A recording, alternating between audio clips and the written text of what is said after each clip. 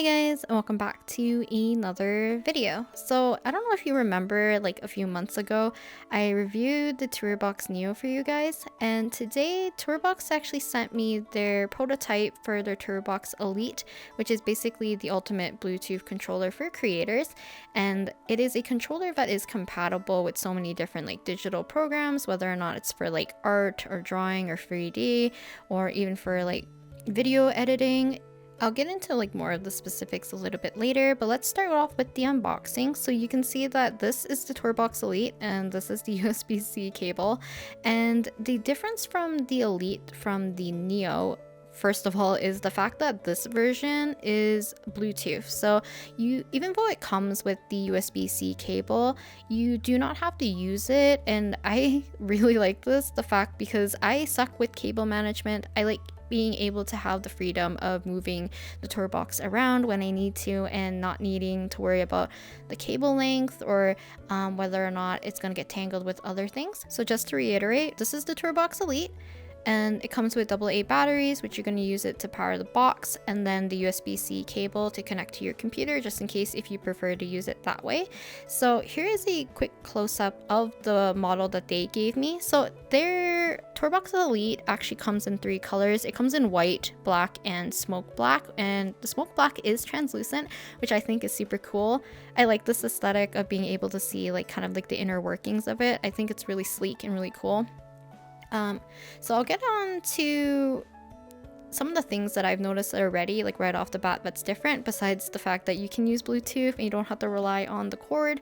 Another thing I noticed is that the finish of the box itself is different, which I really like. I remember the Neo version actually takes like fingerprints, and it was kind of like a material, I don't know, the material was nice, but it just took fingerprints and it just didn't look as sleek. I do like this one a lot better. All the buttons are fairly similar, if not the same as the Neo. So if you're switching from the Neo to the Elite, you will not need to relearn your button positions for the box. So I'm showing you guys connecting to the Bluetooth. I believe it's like if it flashes really fast, it's trying to connect. So it went from red to green, and then once I successfully connected it to my computer, you're going to be granted with this window. You can connect via the cable or through Bluetooth, whatever works best for you. So you can see on the side that they have all the programs that you can have, and this is basically like your presets. So you can have presets for any program that you would like to have, and you don't have to worry about constantly switching the different buttons for every program, because it will automatically switch once you open that said program up. And as you can see, when you double click on a button, you can change that specific button to be a set of combinations, or you can make it mouse keys, or even like things for your laptop or your computer, your system. So there's things like changing the volume, which I have my up and down arrow keys set to the volume, so I can switch it much more easier because my laptop is now in the far corner. So the TourBox does have 14 different buttons, but if you need more shortcuts than that, you can definitely do a combination of buttons, and with that combination you can make a whole new different command, and that way you can kind of optimize your workflow with just the TourBox itself. But let's get into some other details while I'm actually using the TourBox to paint an illustration for you guys, because I always like to try my best to use the product in action while making something art related, because I like to mostly draw anyways. So yeah. In the bottom left hand corner, I will have the camera to the TourBox itself. There's gonna be a chunk missing from this footage in terms of the TourBox camera, because I actually thought I lost a chunk, and then I deleted the TourBox footage along with it after, because I thought I actually lost it. But apparently my recording program saved an extra copy, but I've already deleted the other one, so it's kind of like I just didn't include it in that part. But yeah. So I'm drawing Kokomi today from Genshin Impact, and I've always had this want to draw Kokomi in a kind of like underwater scene, but I wanted to do it traditionally, but I was too nervous to do so, so I decided to do it digitally. You know, you can see me kind of fussing with the buttons a little bit so I can find more options for me to work with using the TourBox. So even though I said I like to use it in conjunction with my keyboard, I decided to use just the TourBox itself only for the whole illustration if I can. But I noticed I was missing a few shortcuts, so I made sure to go back into the TourBox, kind of fix it up a little bit so you can definitely use it a little bit more. I don't know, like it fits your workflow a little bit better knowing that you can still do the same things as you can with a keyboard, but the keyboard is more like it's heftier, it's heavier, it's just in the way, but the TourBox is so small and it fits in your hand so nicely. So yeah, not only that, I think if you haven't watched my TourBox Neo review, I'm pretty sure I praised a lot about the different little buttons. So I think TourBox did a really good job of just making the TourBox so tactile. So it has a side button, which I use to save, even has like 2 little buttons for undo and redo. I think a lot of the buttons are very like intuitive. So you have a scroll wheel so you can zoom in and out. You have a dial and a knob. So the knob is in the center and I use that frequently to change my brush size, which you'll see a little bit more in when I'm actually painting rather than sketching. And then it has a dial in the bottom left hand corner, and the dial helps for me to rotate my canvas more freely. And then the other buttons is like I could use it to pan on the screen, I have it to toggle transparency, and then the other one I use it to switch my foreground and background color just in case. And then you can have different combinations, like if I hold the side button plus I think it's like the outermost right button together, you can make the transform tool. I can do it to hold shift so that when I'm using the transform tool, I can lock it to be the same aspect ratio.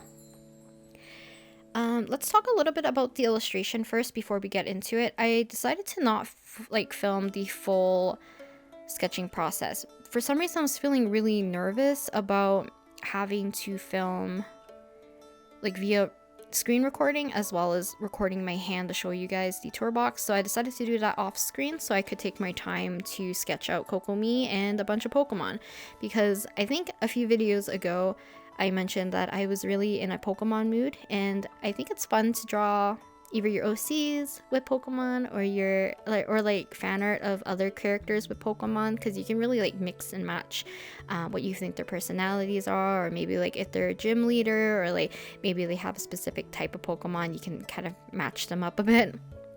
And after having conversation with my brother, I thought it would be kind of cute to do some Genshin characters with Pokemon in the future, and I wanted to start off with Kokomi because I remember wanting to do this palette, kind of more of a teal and more of a peach pink color palette for Kokomi, so I don't have to rely too much on pinks and blues and purples for her color palette, because that's what her whole outfit kind of leans towards more.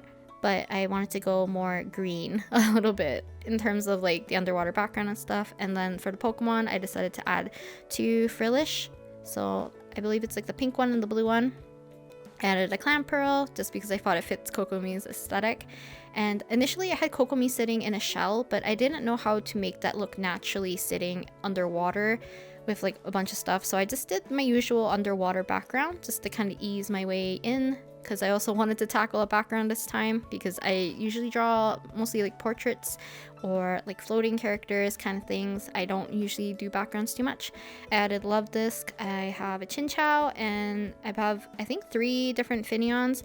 Now in my sketch I initially wanted to have Gorbis in there too, but I decided to get rid of her because I forgot how big and bellowy Kokomi's sleeves are, and the one hand that's up her sleeve was actually covering where Gorbis was going to be. So yeah, so using the TourBox, I actually had a lot of fun using it because, like I said, it's very intuitive in terms of using the different knobs and the dials, but also having so many different buttons easily accessible like via my thumb.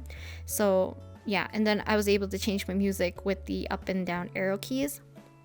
Now, for the most part, I think for like maybe 70% of the video, I am going to be using the TourBox through Bluetooth, just because I wanted to test out that feature, and for the most part, it worked super smoothly. I think I only had it disconnect once, I think, but I think that's my computer disconnecting and not the TourBox. Actually not sure which one disconnected, but it was easy for me to reconnect. You just turn it off, turn it back on, and it connects automatically. And another cool feature is that I believe it has like a dual connection, so for people who want to use it via Bluetooth, but maybe you want to use it with the cable a little bit later, as soon as you plug in that cable, the cable will take priority, which I think is great. So it will no longer be using it via the Bluetooth. So yeah, if you would like to kind of like alternate, that is an option. And I like the fact that they also include a cable just in case like maybe the battery dies, or I guess not the battery dies, just in case like if something happens, like you're not able to use Bluetooth for whatever reason, you could always just connect it to like directly to your system. So yeah, in terms of process, I think you'll see me use the TourBox a lot more. Like you'll see my hand move a little bit more when I'm actually starting to paint and adding detail. So like during the sketching and the initial coloring phase, you don't see me using it as much, like the dials. You can see me pressing some buttons, but my hands becomes very stationary at some point because I'm actually pressing the spacebar button, I guess, on my TourBox more often, just to pan around. But once I start to paint, I'm going to zoom in a lot. So yeah, you should be able to see me changing brush sizes, zooming in, zooming out, rotating the canvas a lot more, and hopefully it gives you a better idea like how the workflow kind of works along with the illustration. I did my best to kind of match up the illustration to the TourBox, so hopefully it's accurate. Another thing, actually no, I think we should talk about the process of the illustration a little bit more. So I added a bunch of different like effects. So I added, I think, 2 multiply layers. No, 1, 2, 3 multiply layers, an overlay layer, and then an addition layer. So addition was used to give like kind of the glowing parts or a little bit of the lighting.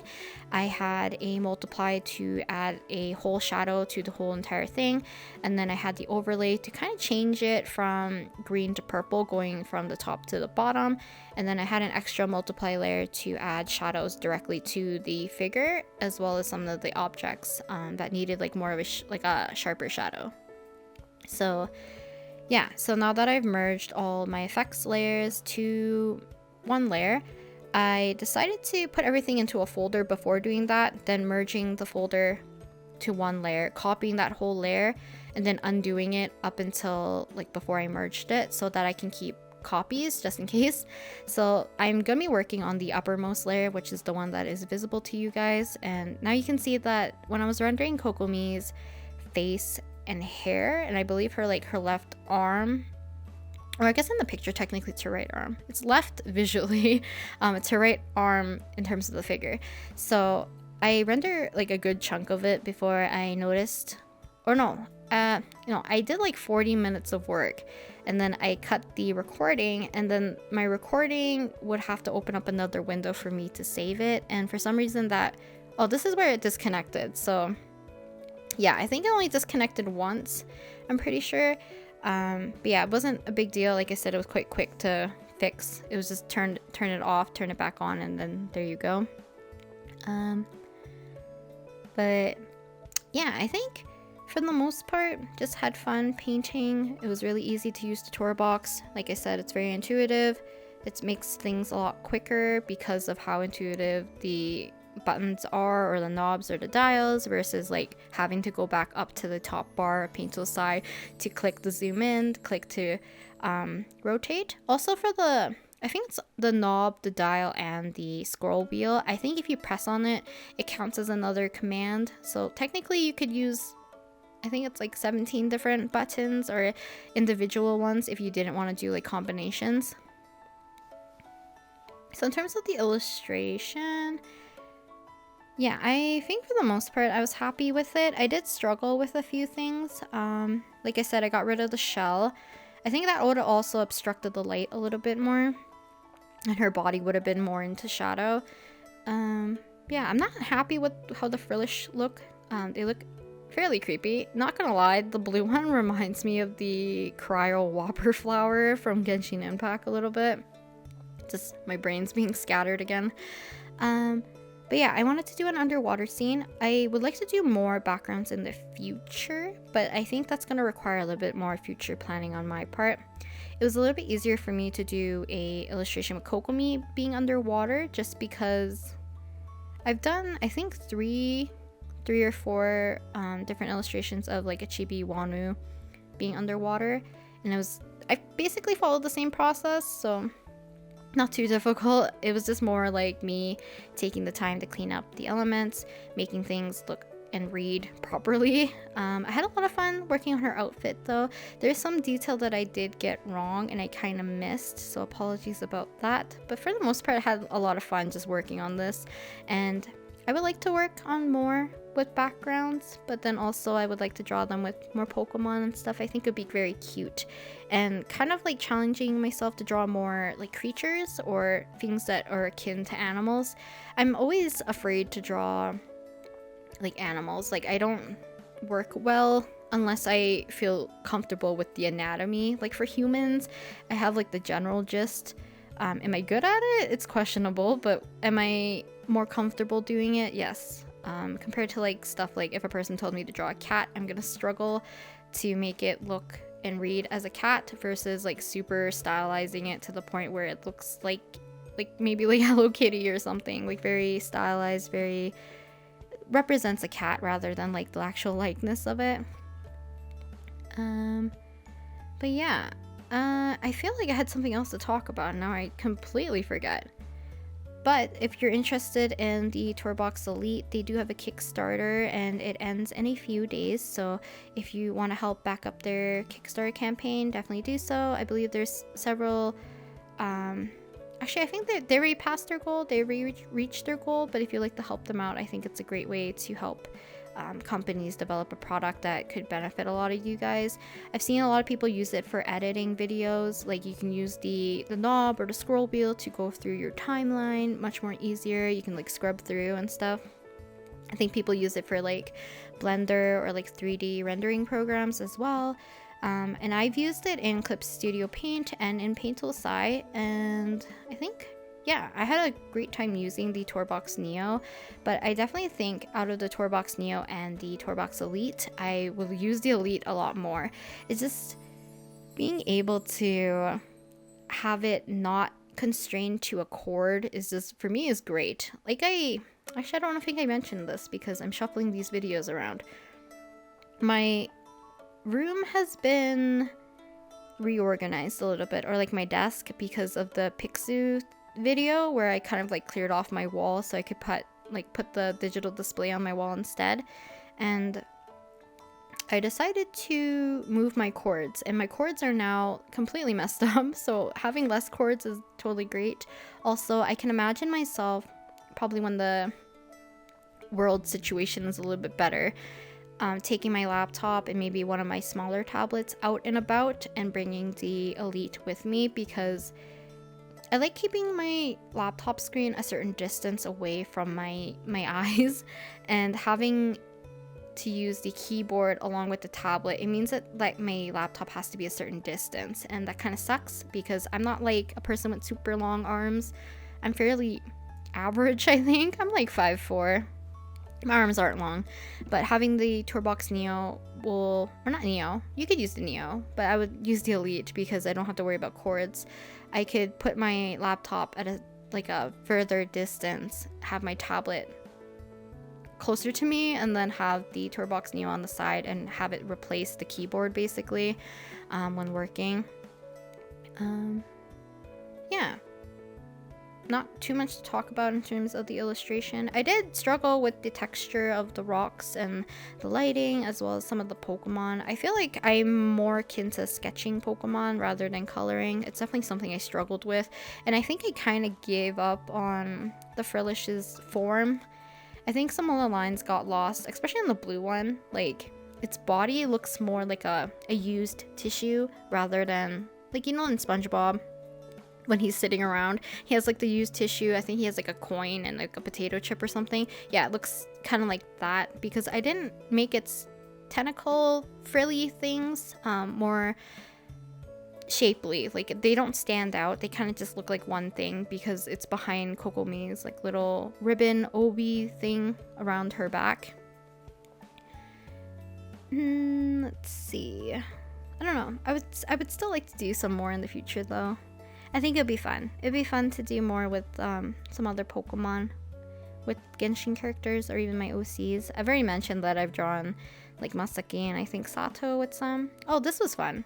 Adding some textures to the rocks and stuff was kind of fun, especially with the lighting. I do like that, kind of like speckly rock textures, and I couldn't add it everywhere. Chinchou looks a little funny, but it was nice to have another light source down there, so it also made me have fun painting kind of this area because of the lighting situation.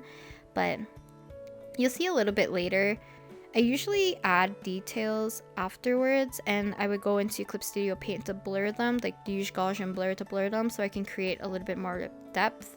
But I was a little bit lazy, so you'll see later that I'll use the airbrush and kind of just put in the shapes so it looks like they're blurry. I think it actually works out with these kinds of like smaller details, which are a little bit more like line orientated. I did add an extra Finion a little bit later as well, but it's blurry just to create a little bit more depth, because if I have everything rendered at the same finish, then it's gonna read a lot flatter, but also like, yeah, there's just no depth in that case. Had a lot of fun with the palette though. I would like to kind of push myself to do more of a peach and kind of mint or like teal palette though, because I did go back into my comfort zone a little bit. You can see that I transitioned the whole thing downwards to be a little bit more blue and a little bit more purple, which is kind of defeats the purpose of what I wanted. And if you saw my Pixu video, that was kind of like, this one was in the works while I was doing the pixel art of Kokomi, so that was kind of the reason why I did the Kokomi one for the Pixu video as well. It was kind of inspired from this one, but I wanted her to be floating, but it was like the same color palette, but I kind of stuck more with like the greens and teals in that one. So I'm actually adding extra bubbles, and then with the airbrush tool I'm adding bigger bubbles to the front, and hopefully it reads correctly. And then I'm going to add an extra Finion in the bottom left, so that looks like it's kind of just passing through, but you can just barely see a glimpse of it. But yeah, hopefully you guys enjoyed today's video. Make sure to check out the Kickstarter if you're interested in supporting the TourBox Elite product, and I'll talk to you guys next time. Bye!